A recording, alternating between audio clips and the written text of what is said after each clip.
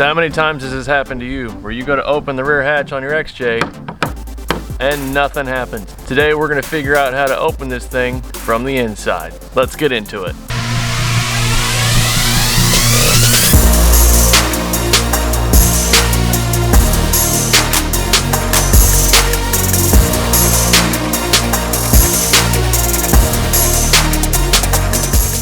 So the first thing you're going to want to do, since we're trying to get back there in the back, is give yourself a little bit more room to get to it. Get that seat down out of the way so you can get back into the back where you need to be. And if you're like me, the back of your Cherokee is full of speaker boxes and crap. That's got to get out of the way too.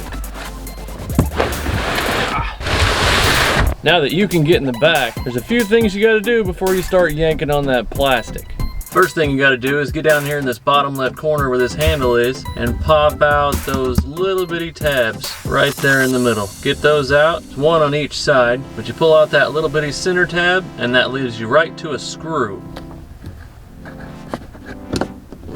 As soon as you've got that handle out of the way, it's time to start pulling on this plastic. You need to start pulling at the top and the middle, and you're trying to reach down and inside the back hatch.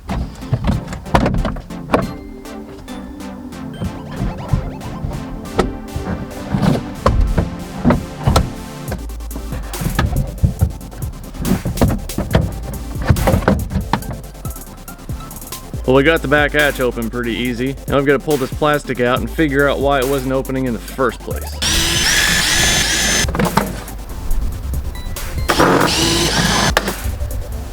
So what you can see now is we were reaching in whenever I pulled the plastic forward and reached in and actually got the hatch to open.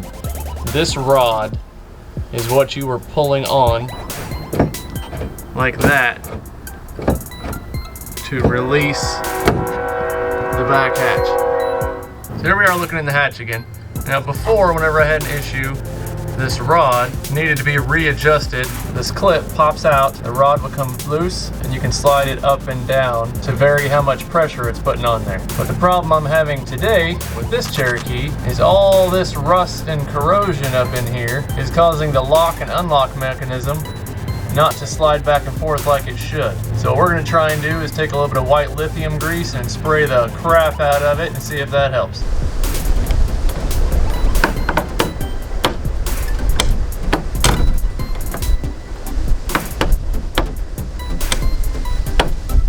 And that's all there is to it. Once you've got everything adjusted, or in my case, lubricated as it needs to be, you're good to reassemble and you've got a functioning rear hatch again. Hopefully this helped you out if you've got an XJ. If you got something from the video, go ahead and give it a thumbs up and take a look around. You might want to subscribe because you might see something else you want to watch. Until next time, thanks for watching. I'll see y'all later.